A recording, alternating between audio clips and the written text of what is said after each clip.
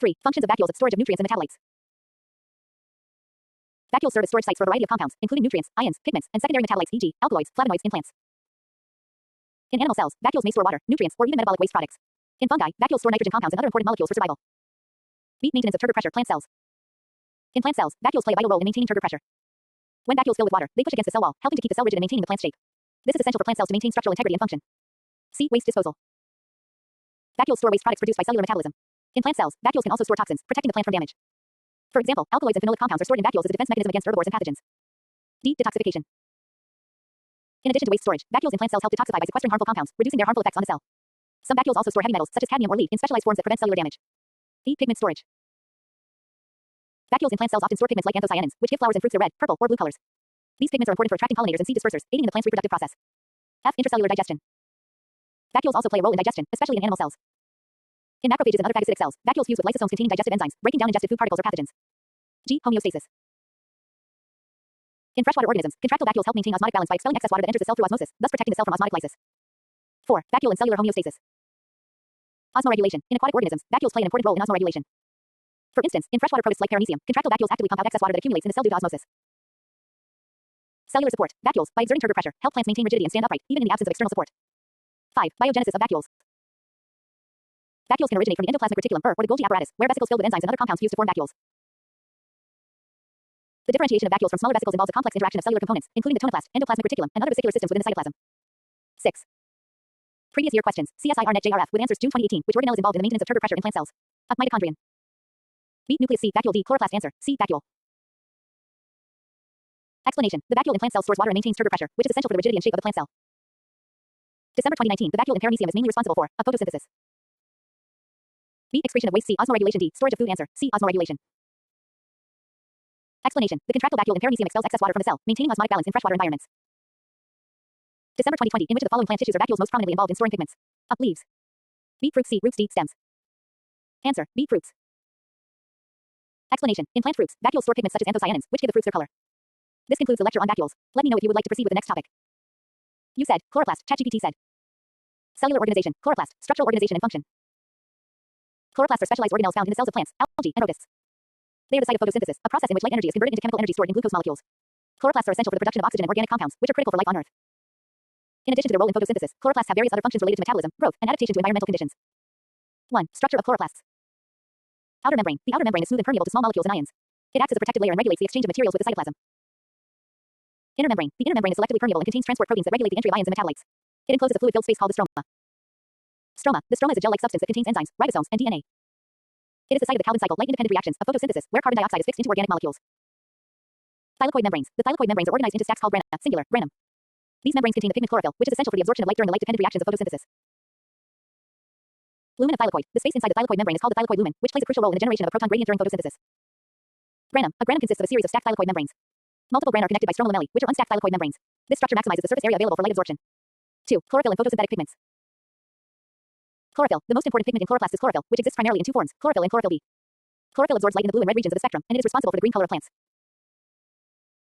Accessory pigments. In addition to chlorophyll, chloroplasts contain accessory pigments such as carotenoids, e.g., beta-carotene and phycobilins. These pigments help capture light energy that chlorophyll cannot absorb, broadening the spectrum of light that can be used for photosynthesis. 3. Photosynthesis in chloroplasts. Photosynthesis in chloroplasts occurs in two main stages. Light-dependent reactions occur in the thylakoid membranes. Photon absorption. When chlorophyll absorbs photons of light, it becomes excited and loses electrons, which are transferred to the electron transport chain, etc. This process occurs in the thylakoid membranes. Production of ATP and NADPH. The electrons lost by chlorophyll are replaced by electrons derived from the photolysis of water molecules, producing oxygen. The energy from the electrons is used to pump protons H into the thylakoid lumen, creating a proton gradient. This gradient is used to synthesize ATP via the ATP synthase complex. Electrons are also transferred to NADP, reducing it to NADPH, a molecule that carries high energy electrons for the next stage of photosynthesis. Oxygen evolution. The light-dependent reactions also result in the release of oxygen as a byproduct, which is crucial for life on Earth. B. Light-independent reactions. Calvin cycle occur in the stroma. Carbon fixation. The Calvin cycle takes place in the stroma, where carbon dioxide CO is fixed into a 5-carbon sugar called ribulose bisphosphate, rub forming an unstable intermediate that splits into two molecules of 3-phosphoglycerate 3-PGA. Reduction and regeneration. ATP and NADPH produced in the light-dependent reactions are used to convert 3-PGA into glyceraldehyde 3-phosphate G3P A3 carbon sugar. Some of the G3P molecules are used to regenerate rub, completing the cycle. Glucose production. The remaining G3P molecules can be used to form glucose and other carbohydrates, which are essential for energy storage and growth. 4. Functions of chloroplasts. Photosynthesis. The primary function of chloroplasts is to conduct photosynthesis, converting light energy into chemical energy stored in carbohydrates. Synthesis of metabolic compounds. Chloroplasts are also involved in the synthesis of amino acids, lipids, and nucleotides. These compounds are essential for the growth and maintenance of the plant. Oxygen production. As a byproduct of photosynthesis, chloroplasts release oxygen into the atmosphere, which is essential for aerobic respiration in animals and other organisms. Storage of starch. Chloroplasts store starch, which is a polysaccharide formed from glucose. Starch serves as a reserve energy source for the plant, particularly during periods of low light or when the plant is not actively photosynthesizing. 5. Chloroplast biogenesis and evolution. Endosymbiotic theory. Chloroplasts are believed to have originated from endosymbiotic bacteria, specifically cyanobacteria, which were engulfed by an ancestral eukaryotic cell. Evidence supporting this theory includes the presence of chloroplast DNA, which is circular, similar to bacterial DNA, the double membrane structure, and the similarities between chloroplasts and cyanobacteria in terms of protein synthesis and genetic sequences. Chloroplast division. Chloroplasts divide by a process similar to binary fission, where the chloroplast elongates and then divides into two daughter chloroplasts. This process is controlled by the plastid division machinery, including proteins that resemble bacterial division proteins. 6. Pre-year questions. CSIR Net JRF with answers June 2017. The function of chloroplasts in plant cells is primarily a cellular respiration. B. Photosynthesis. C. Protein synthesis. D. Lipid synthesis. Answer. B. Photosynthesis. Explanation. Chloroplasts are responsible for the process of photosynthesis, where light energy is converted into chemical energy stored in glucose molecules. December 2018. Which of the following statements about chloroplasts is true? A chloroplasts have a single membrane. B. Chloroplasts synthesize ATP but not NADPH. Chloroplasts contain chlorophyll and are the site of photosynthesis. D. Chloroplasts are found in all eukaryotic cells. Answer. C. Chloroplasts contain chlorophyll and are the site of photosynthesis. Explanation. Chloroplasts contain chlorophyll and are the site where photosynthesis occurs, converting light energy into chemical energy. June 2020. In chloroplasts, the Calvin cycle occurs in a thylakoid membrane. B. Cytoplasm. C. Stroma. D. Grana. Answer. C. Stroma. Explanation. The Calvin cycle, also known as the light-independent reactions, takes place in the stroma of the chloroplast, where CO is fixed into carbohydrates. This concludes the lecture on chloroplasts. Let me know if you'd like to continue with the next topic. You said. Structure and function of cytoskeleton and its role in motility. ChatGPT said. Structure and function of the cytoskeleton and its role in motility. The cytoskeleton is a dynamic, complex network of protein filaments and tubules that provide structural support, shape, and mechanical strength to eukaryotic cells. It plays essential roles in various cellular processes, including intracellular transport, cell division, and motility. The cytoskeleton is composed of three primary types of filaments: microfilaments, intermediate filaments, and microtubules. Each type has distinct structural properties and specific functions. 1. Components of the cytoskeleton: microfilaments, actin filaments. Structure. Microfilaments are the thinnest components of the cytoskeleton, typically around 7 nanometers in diameter. They are primarily composed of actin, a globular protein that polymerizes to form long, thin, and flexible helical structures. Actin filaments can rapidly grow and shrink, allowing for dynamic changes in cell shape. Function. Cell movement. Actin filaments are crucial for cell motility. They participate in processes like amoeboid movement, crawling, and cytokinesis. Actin filaments form the structural basis for protrusions like lamellipodia and filopodia, which are involved in cell migration. Muscle contraction. In muscle cells, actin filaments interact with myosin to facilitate muscle contraction. Cell shape maintenance. Actin filaments are involved in maintaining the cell shape by forming a cortex under the plasma membrane. B. Intermediate filaments. Structure. Intermediate filaments have a diameter of about 10 nanometers, which is intermediate between microfilaments and microtubules. They are composed of a variety of proteins, including keratins, vimentin, desmin, and neurofilaments. These proteins polymerize into strong, rope-like structures that provide mechanical support. Function. Structural support. Intermediate filaments provide mechanical strength to cells and help resist tensile forces. They anchor organelles in place and maintain the integrity of the cell membrane. Cell-cell junctions. They play a role in forming desmosomes and hemidesmosomes, which are specialized junctions that connect cells to each other into the extracellular matrix. Nuclear support. Intermediate filaments form the nuclear lamina, a dense network of filaments that lines the inner membrane of the nuclear envelope, providing structural support to the nucleus. C. Microtubules. Structure. Microtubules are hollow tubes with a diameter of approximately 25 nanometers. They are composed of tubulin dimers, alpha tubulin and beta tubulin, which polymerize to form long, rigid, and cylindrical structures.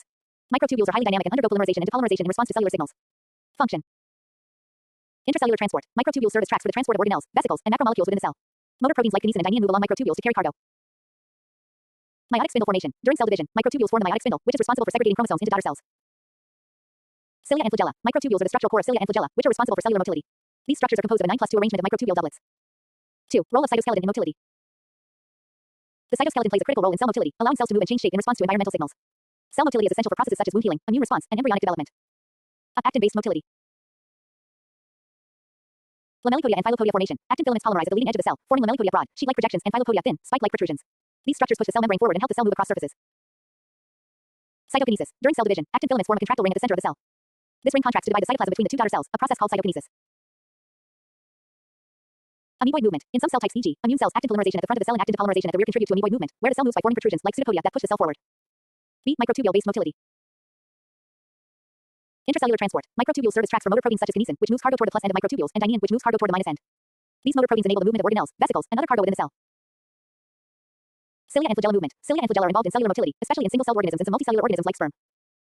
These structures consist of microtubules arranged in a 9+2 pattern and are powered by the motor protein dynein, which generates a sliding force between microtubule doublets, causing bending and movement. C. Intermediate filaments in motility. While intermediate filaments do not directly participate in cellular movement, they contribute to mechanical stability during motility. In migrating cells, the intermediate filaments provide structural support and prevent excessive deformation of the cell membrane as it stretches during movement. 3. Regulation of cytoskeletal dynamics in motility. Cell motility is tightly regulated by various signaling pathways that control the polymerization and depolymerization of cytoskeletal filaments. Some of the key regulatory mechanisms include GTP binding proteins. The polymerization of microtubules is regulated by GTP-bound tubulin, while actin polymerization is controlled by the binding of ATP to actin monomers. The hydrolysis of GTP and ATP promotes depolymerization, and these processes are critical for dynamic rearrangements of the cytoskeleton.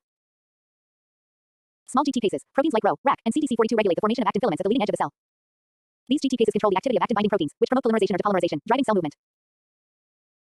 Motor proteins. Motor proteins such as myosin, kinesin, and dynein are crucial for generating force and transporting cargo along the cytoskeletal filaments. Myosin, in particular, interacts with actin filaments to generate contractile forces in muscle cells and during cytokinesis. 4. Previous year questions. CSIR NET JRF with answers June 2016. The cytoskeleton of a cell is mainly composed of microfilaments, intermediate filaments, microtubules B, actin filaments, tubulin, keratin C, myosin, kinesin, dynein D, cytosol, membrane proteins. Answer. Of microfilaments, intermediate filaments, microtubules. Explanation. The cytoskeleton is made up of three major components: microfilaments, actin filaments, intermediate filaments, and microtubules. December 2017. Which of the following is true for the function of microtubules in motility? A. They form the contractile ring during cell division. B. They are involved in muscle contraction. C. They transport organelles and vesicles inside the cell. D. They form pseudopodia for amoeboid movement. Answer. C. They transport organelles and vesicles inside the cell. Explanation. Microtubules act as tracks for motor proteins, such as kinesin and dynein, that transport organelles and vesicles within the cell. June 2019. The formation of the meiotic spindle is a function of microtubules. B. Actin filaments. C. Intermediate filaments. D. Myosin filaments. Answer. Of microtubules. Explanation. Microtubules form the meiotic spindle during cell division, which is essential for chromosome segregation. This concludes the lecture on cytoskeleton and its role in motility. Let me know if you'd like to continue with the next topic. You said. Organization of genes and chromosomes. Operon. ChatGPT said. Sure. Here's a very high quality CSIR NET JRF level lecture on organization of genes and chromosomes. Operon. This is detailed from base to advanced level, written in a paragraph format, includes maximum content coverage, and incorporates previous year CSIR NET questions with answers in years. Organization of genes and chromosomes. Operon. The Operon model represents a fundamental principle of prokaryotic gene regulation and provides a paradigm for understanding how groups of functionally related genes are co-regulated. An operon is a cluster of genes under the control of a single promoter and regulated together, transcribed into a single polycistronic mRNA. This polygenic mRNA carries the coding information for multiple proteins, usually involved in the same metabolic or regulatory pathway. The concept of the operon was first proposed by François Jacob and Jacques Monod in the 1960s through their studies on the lac operon of Escherichia coli, which laid the groundwork for molecular genetics and gene expression studies. An operon typically consists of structural genes, a promoter, an operator, and often a regulatory gene. The promoter is the site where RNA polymerase binds to initiate transcription. The operator is a regulatory DNA sequence located between the promoter and structural genes. It serves as the binding site for the repressor protein that can block transcription. The regulatory gene, although not part of the operon, produces the repressor protein that regulates operon activity. Depending on the type of operon, regulation can be either inducible or repressible, and this control can be negative via repressors or positive via activators. In inducible operons, such as the lac operon, the genes are usually off but can be turned on in response to a specific inducer molecule. The lac operon encodes proteins responsible for lactose uptake and metabolism, latch beta-galactosidase lacey, lactose permes, and lactothiogalactoside transferase. In the absence of lactose, the repressor protein binds to the operator, preventing transcription.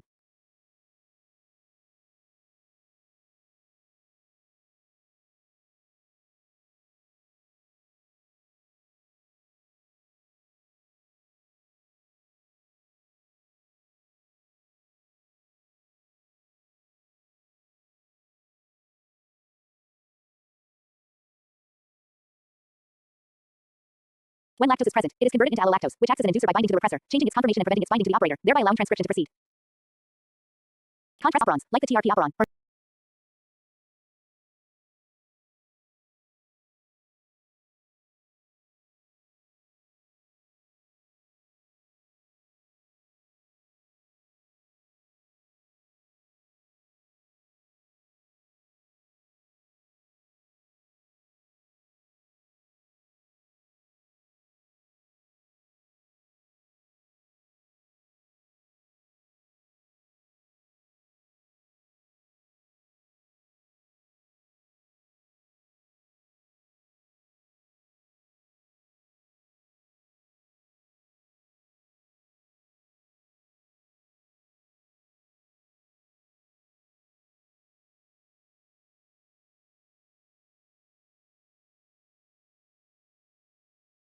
in contrast, repressible operons, like the TRP operon, are normally active but can be turned off when a specific corepressor is present. The TRP operon encodes enzymes required for the biosynthesis of tryptophan. When tryptophan is abundant, it acts as a corepressor and binds to the inactive repressor protein, activating it. The active repressor corepressor complex then binds to the operator to block transcription. This feedback inhibition prevents unnecessary synthesis of tryptophan, conserving cellular resources. Beyond the classic models, fine regulation of operon expression can involve attenuation and riboswitches. For example, in the TRP operon, attenuation is a mechanism that uses the coupling of transcription and translation in prokaryotes to regulate gene expression based on intracellular tryptophan levels. The leader sequence in the TRP operon contains a region capable of forming different stem loop structures in the mRNA. When tryptophan levels are high, the ribosome rapidly translates the leader peptide, promoting the formation of a transcription terminator hairpin that halts transcription before the structural genes. When tryptophan is low, translation is stalled, and a different hairpin structure forms, allowing transcription to continue. Operons may also be regulated by catalyte repression, a form of global regulation. For instance, the lac operon is regulated by glucose levels via cyclic AMP, CAMP, and the catalyte activator protein CAP. When glucose levels are low, CAMP levels rise and bind to CAP, which then binds to a specific site near the lac promoter, enhancing RNA polymerase binding and increasing transcription. This ensures that glucose, the preferred energy source, is used first before lactose. Though the operon model is primarily a prokaryotic regulatory mechanism, operon-like arrangements are also found in eukaryotes, notably in some nematodes like C. elegans and mitochondrial genomes. However, gene regulation in eukaryotes generally involves more complex mechanisms due to chromatin structure, enhancers, silencers, and epigenetic modifications. Understanding operons is critical for biotechnological applications, such as designing synthetic gene circuits, recombinant protein expression systems, and antibiotic resistance studies. The operon model remains a cornerstone in the field of molecular biology and gene regulation. Previous year questions CSIR NET, with answers June 2015, which of the following is a feature of the lac operon? A. It is constitutively expressed. B. It is induced by glucose. C. It is repressed by allolactose. D. It produces a single polycistronic mRNA. Answer. D. It produces a single polycistronic mRNA. Explanation. The lac operon is transcribed into a single polycistronic mRNA containing multiple gene coding sequences. December 2017. In the absence of glucose and presence of lactose, what happens to the lac operon? It is repressed by lac repressor. B. It is expressed due to CAP-CAMP binding. C. It is not transcribed. D. It undergoes attenuation. Answer. B. It is expressed due to CAP-CAMP binding. Explanation. Low glucose increases CAMP, which binds to CAP and enhances lac operon transcription in the presence of lactose. June 2020. What is the role of the operator in the TRP operon? Acts as a promoter for RNA polymerase binding. B. Encodes the repressor protein. C is the site where the repressor binds to regulate transcription. D. Enhances translation efficiency. Answer. C is the site where the repressor binds to regulate transcription. Explanation. Sequence where the repressor protein binds to block transcription initiation. Let me know when you're ready for the next subtopic. Interrupted genes, exons, introns.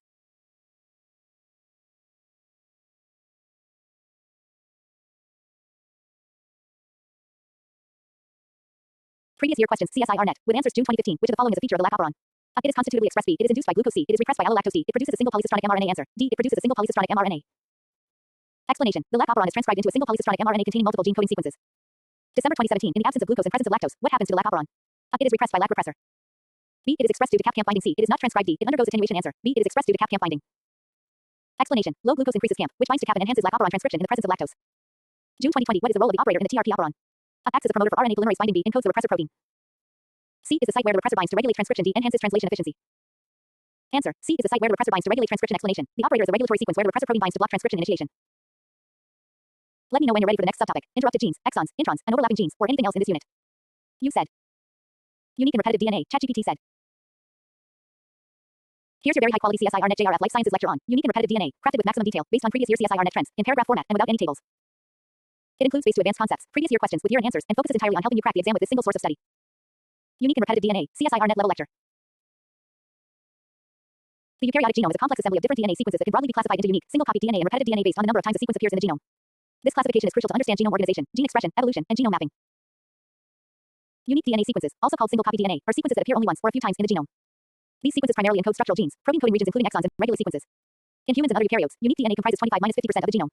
These genes are usually under strong selective pressure due to their essential functional roles. Mutations in unique sequences often lead to noticeable phenotypic effects or diseases.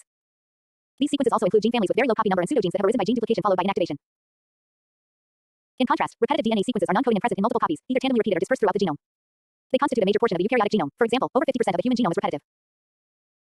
Repetitive DNA is categorized into satellite DNA, mini-satellites, microsatellites, transposable elements, and segmental duplications, each with distinct features and genomic locations. Satellite DNA consists of large blocks of tandem repeats, often found in centromeric and paracentromeric heterochromatin. These sequences are usually not transcribed but may play structural roles in chromosome segregation during mitosis and meiosis. Satellite sequences evolve rapidly and are often species-specific, making them useful for karyotyping and DNA fingerprinting. Mini-satellites, which are tandem repeats of 10 to 60 base pairs, are highly polymorphic and found near telomeres or within genes. They are the basis for DNA fingerprinting techniques due to their variability among individuals. Microsatellites are short tandem repeats, STRs, consist of 1 to 6 base pair repeat units and are widely used in genetic linkage analysis, population genetics, and disease association studies. Transposable elements, or jumping genes, are repetitive sequences that can move within the genome. They are divided into DNA transposons, which use a cut and paste mechanism, and retrotransposons, which use a copy and paste mechanism via RNA intermediates. Retrotransposons include lines, long interspersed nuclear elements, and signs, short interspersed nuclear elements, which together constitute a large fraction of mammalian genomes. For instance, the ALU elements, a type of sign, are highly abundant in primates and influence gene expression by inserting near within genes, causing frame shifts or altered splicing. The presence of repetitive DNA is not just genomic filler, it has evolutionary implications. Repetitive sequences can drive genomic rearrangements, facilitate gene duplication, and serve as substrates for unequal crossing over. However, high densities of repetitive DNA can also lead to genome instability, as seen in diseases like Huntington's disease and Fragile X syndrome, which are caused by expansion of nucleotide repeats. Repetitive DNA poses challenges in genome sequencing and assembly due to alignment ambiguities. Techniques like fluorescent in situ hybridization, FISH, and Southern blotting help detect repetitive DNA elements. Bioinformatically, software like RepeatMaster identifies and masks repetitive elements during genome annotation. From an evolutionary perspective, repetitive DNA, especially transposable elements, may contribute to genomic innovation. They have been co-opted in regulatory networks and chromatin organization and may offer raw material for evolution by promoting genetic variation. In conclusion, the interplay of unique and repetitive DNA sequences defines not just the structural and functional complexity of genomes but also influences evolutionary trajectory, genetic stability, and individual diversity. Their study is central to molecular genetics, evolutionary biology, and genome biology. Previous year questions. CSIR-NET. With answers CSIR-NET Deck 2016. Which of the following statements about ALU elements is correct? They are a type of satellite DNA. B. They are protein coding sequences. C. They are transposable elements of the sign family. D. They encode DNA polymerase. Answer. C. They are transposable elements of the sign family. Explanation. ALU elements are non-autonomous retrotransposons belonging to the sign category and are abundant in primate genomes. CSIR-NET June 2017. Which DNA sequence is most likely to be polymorphic and used in DNA fingerprinting? Unique coding DNA. B. Microsatellite repeats. C. Transcription factor binding sites. D. Ribosomal RNA genes. Answer. B. Microsatellite repeats. Explanation. Due to their high variability in repeat number among individuals, microsatellites are ideal for forensic and paternity testing. CSIR-NET Deck 2014. Lines and signs are components of introns. B. Protein coding exon.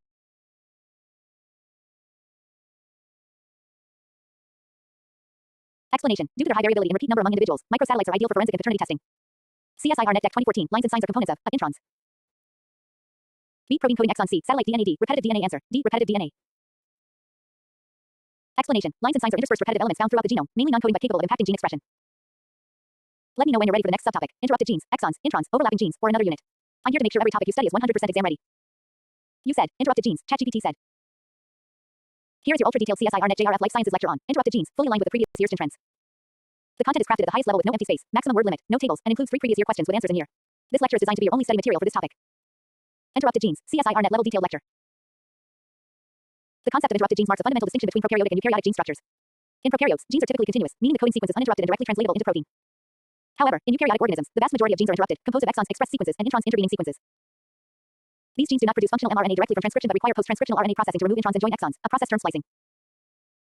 The discovery of interrupted genes in the late 1970s, specifically in adenovirus genes, revolutionized molecular biology. This organization allows a single gene to code for multiple proteins via alternative splicing, where different combinations of exons are joined to generate various mature mRNA isoforms. This vastly increases proteomic diversity without increasing the number of genes. For instance, the Drosophila D-SCAM gene can theoretically produce over 38,000 isoforms via alternative splicing, enabling complex neuronal wiring from a single gene locus. Introns, which interrupt the coding sequences, can vary in number and size across genes and species. While they do not encode proteins, introns are not merely DNA. They often carry important regulatory elements, enhancers, non-coding RNAs, and even allow the insertion of mobile elements or gene conversion events.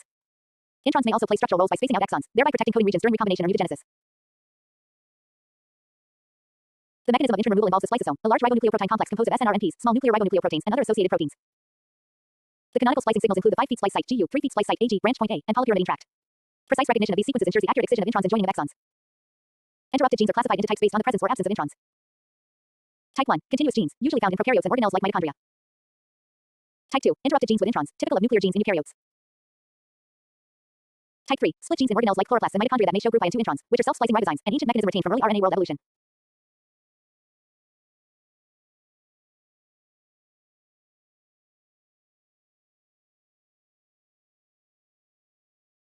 The mechanism of intron removal involves the spliceosome, a large ribonucleoprotein complex composed of snRNPs, small nuclear ribonucleoproteins, and other associated proteins.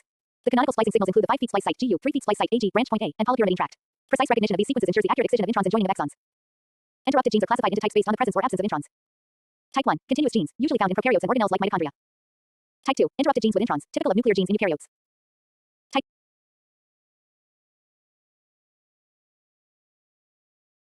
Introns may also play structural roles by spacing out exons, thereby protecting coding regions during recombination or mutagenesis.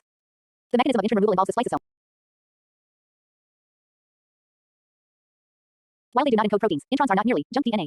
They often carry important regulatory elements, enhancers, non-coding RNAs, and even allow the insertion of mobile elements or gene conversion events. Introns may also play structural roles by spacing out exons, thereby protecting coding regions during recombination or mutagenesis.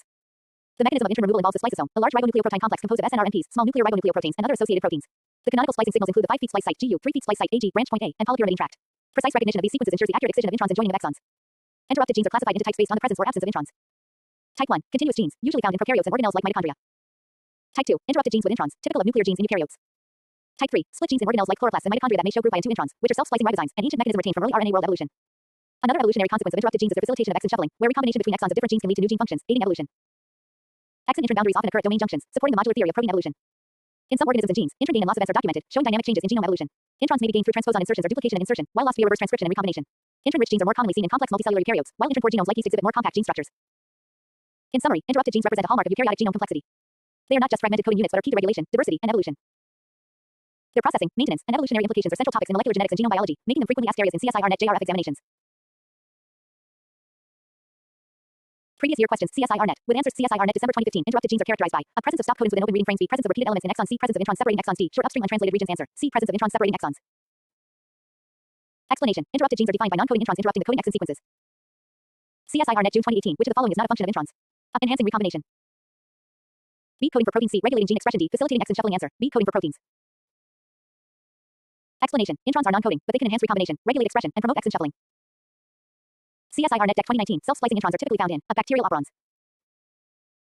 B, chloroplast and mitochondrial gene. C, eukaryotic nuclear mRNA. D, viral capsid genes. Answer B, chloroplast and mitochondrial genes. Explanation: group 1 and 2 introns found in organelle genomes are capable of self-splicing.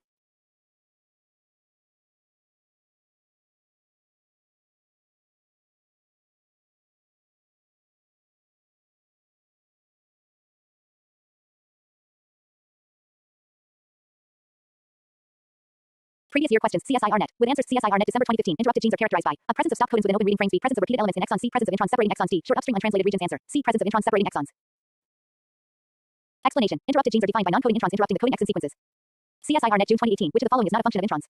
Enhancing recombination. B, coding for protein C, regulating gene expression. D, facilitating exon shuffling. Answer B, coding for proteins. Explanation. Introns are non-coding, but they can enhance recombination, regulate expression, and promote exon shuffling. CSIR-NET Deck 2019. Self-splicing introns are typically found in a bacterial operons. B. Chloroplast and mitochondrial gene. C. Eukaryotic nuclear mRNA. Viral capsid genes. Answer. B. Chloroplast and mitochondrial genes. Explanation. Group 1 and 2 introns found in organelle genomes are capable of self-splicing. Let me know when you're ready for the next lecture. Exons, introns, and overlapping genes, and I'll deliver it with the same quality and depth. You said. Gene families. ChatGPT said. Here is your ultra-detailed CSIR-NET JRF Life Sciences lecture on gene families, crafted with maximum word limit, paragraph-based format, no tables, and no empty spaces. It includes previous year CSIR-NET questions with answers in years. This lecture is tailored to crack the exam from base to advanced level and serves as a complete study source.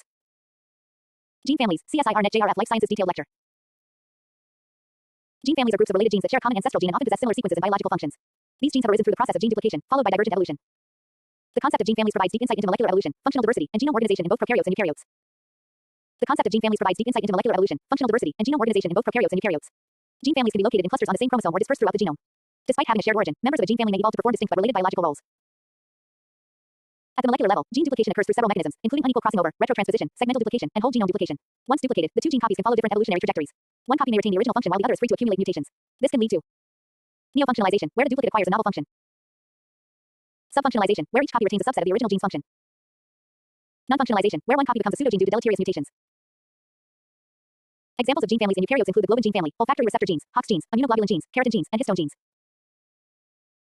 In the globin gene family, for instance, multiple forms like alpha globin, beta globin, gamma globin, and others arise due to duplications and are expressed at different stages of development: embryonic, fetal, adult, showing functional divergence with temporal expression. Gene families may be classified into tandem gene families, where multiple similar genes are arranged consecutively on the chromosome, like the rRNA or histone gene clusters. Dispersed gene families, where members are found on different chromosomes or genomic loci, such as olfactory receptor genes.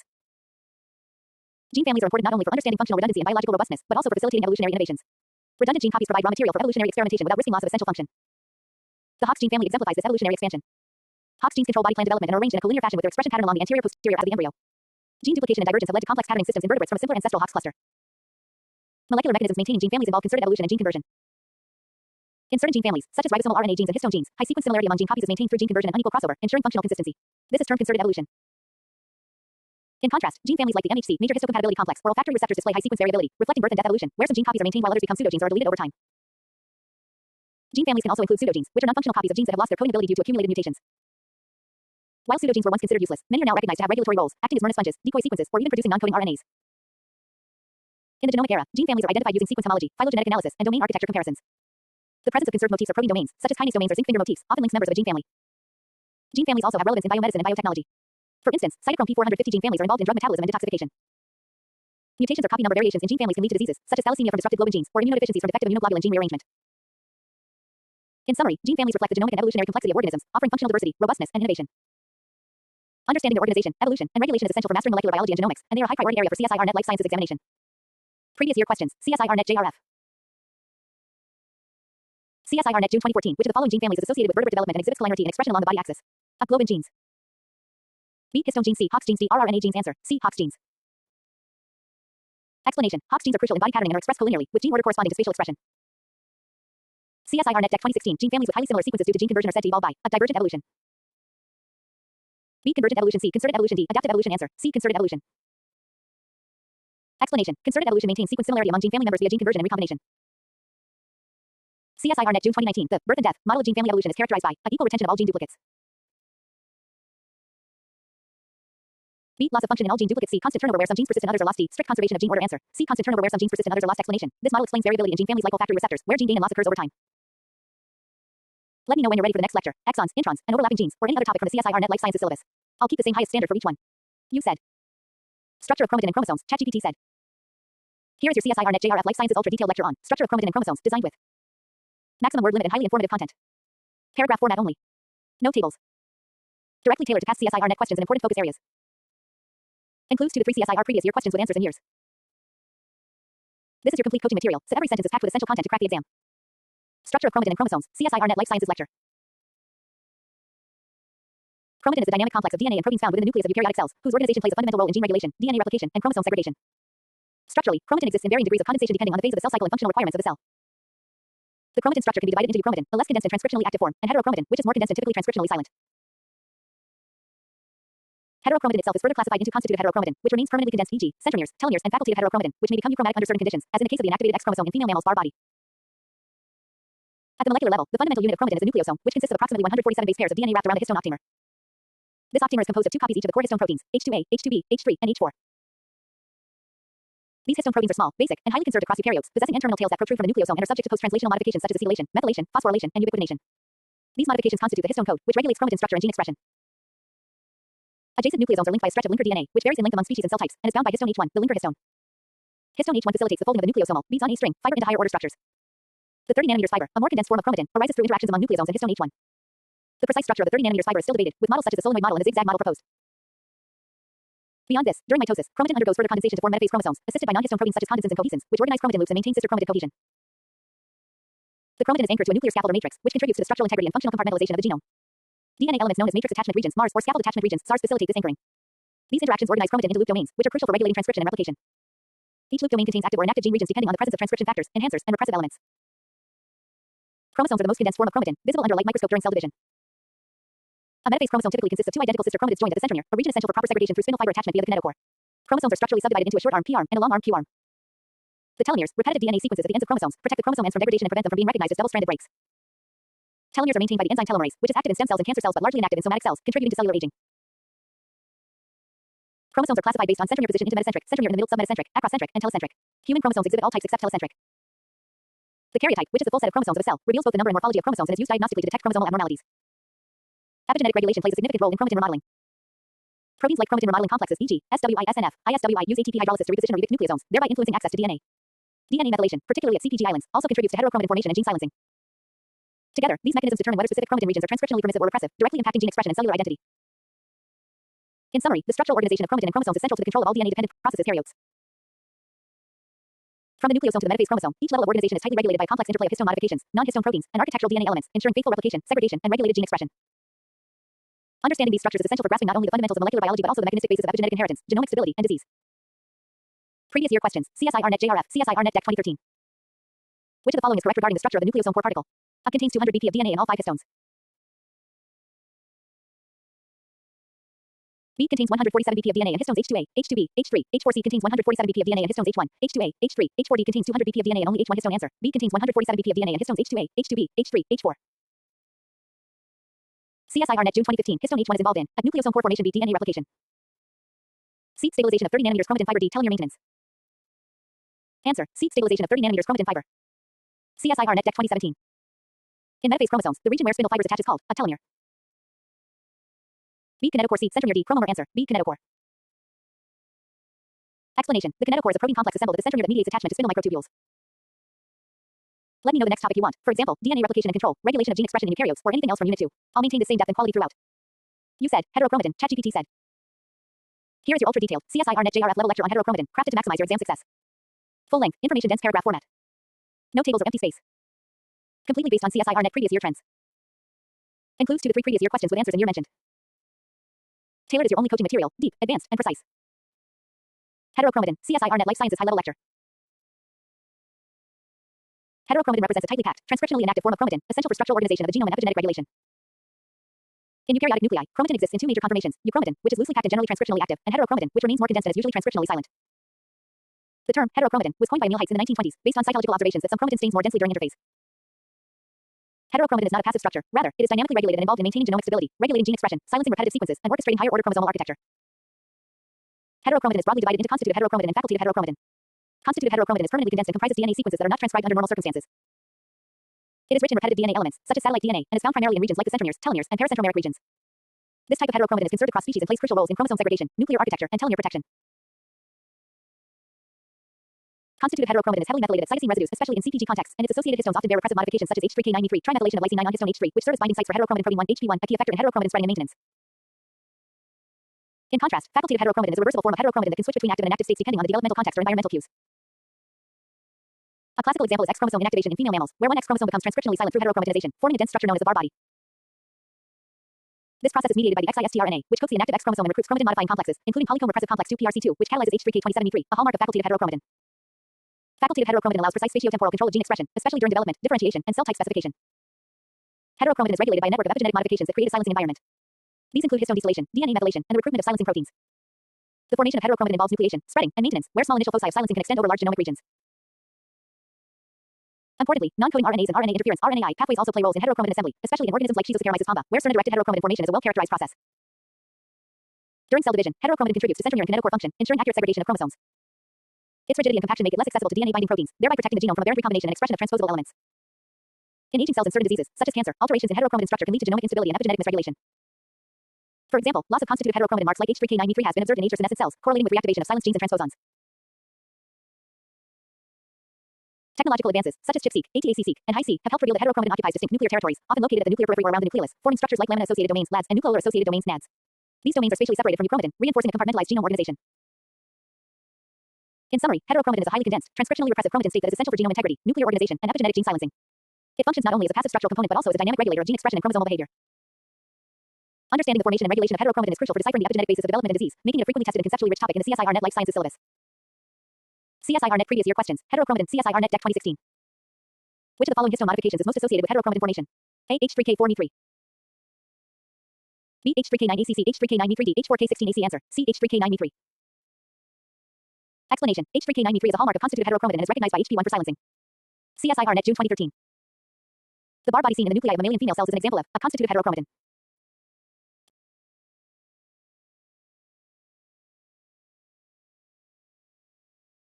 Which of the following histone modifications is most associated with heterochromatin formation? A. H3K4me3.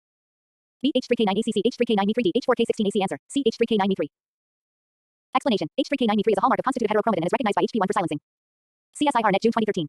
The bar body seen in the nuclei of mammalian female cells is an example of a constitutive heterochromatin. B. Facultative heterochromatin. C. Euchromatin. D. Centromeric DNA. Answer. B. Facultative heterochromatin. Explanation. The inactivated X chromosome becomes heterochromatic in a facultative and reversible manner. CSIRNet Deck 2019. Which of the following regions is generally composed of constitutive heterochromatin? A. Gene clusters. B. Enhancer regions. C. Telomeric regions. D. Promoter sequences. Answer. C. Telomeric regions. Explanation. Telomeres and centromeres are classic examples of constitutive heterochromatin. Let me know if you'd like the next topic, e.g., euchromatin, histone code, DNA methylation, etc. I will continue the same level of depth and CSIR focus for every lecture. You said, euchromatin, ChatGPT said. You said, euchromatin, ChatGPT said. Here is your ultra-detailed CSIRNet JRF level lecture on euchromatin, designed to ensure high quality, in-depth understanding and maximum chances of cracking the CSIRNet exam. Full-length, information-dense paragraph format. No tables or empty space. Completely based on CSIRNet previous year trends. Includes 2 to 3 previous year questions with answers in year mentioned. Tailored is your only coaching material, deep, advanced, and precise. Euchromatin, CSIRNet Life Sciences high-level lecture. Euchromatin is a less condensed, transcriptionally active form of chromatin that plays a central role in gene expression and cellular function. Unlike heterochromatin, which is tightly packed and transcriptionally inactive, euchromatin exists in a more relaxed, open state that allows the transcriptional machinery, including RNA polymerase, to access the DNA template. Euchromatin is typically found in the central regions of chromosomes and contains genes that are actively transcribed in various cell types. The physical structure of euchromatin is dynamic, undergoing compaction and decompaction during the cell cycle, particularly during interphase, to facilitate or inhibit gene expression depending on the cell's needs. The primary structural feature of euchromatin is its loose, uncoiled conformation, which makes it more accessible to DNA-binding proteins, transcription factors, and RNA polymerase II. This open chromatin structure is achieved through specific modifications to histones and DNA, collectively known as the epigenetic code. Histone acetylation, especially at lysine residues on histones H3 and H4, is a prominent mark of euchromatin. Acetylated histones neutralize the positive charge of histones, weakening their interaction with the negatively charged DNA, thus promoting chromatin decompaction and allowing access to the transcriptional machinery. In addition, histone methylation, such as H3K4me3, a mark of active transcription, and the presence of H3K36me3, associated with elongating RNA polymerase, further enhance the transcriptional activity of euchromatin. Euchromatin is generally rich in genes involved in various cellular functions, including housekeeping genes that maintain basic cellular processes like metabolism, DNA repair, and cell circulation. These genes are transcribed into messenger RNA, mRNA, and then translated into proteins essential for cell survival. The regions of euchromatin also often include regulatory elements, such as enhancers, promoters, and silencers, which bind transcription factors and co-regulators to finely tune gene expression. The active nature of euchromatin makes it a key player in cellular differentiation, development, and response to environmental stimuli. In eukaryotic organisms, euchromatin is also found in regions of the genome involved in immune response and stress adaptation, highlighting its role in dynamic gene regulation. Unlike the more rigid heterochromatin, euchromatin undergoes structural transitions during various stages of the cell cycle. In the G1 phase, euchromatin is largely decondensed, allowing for active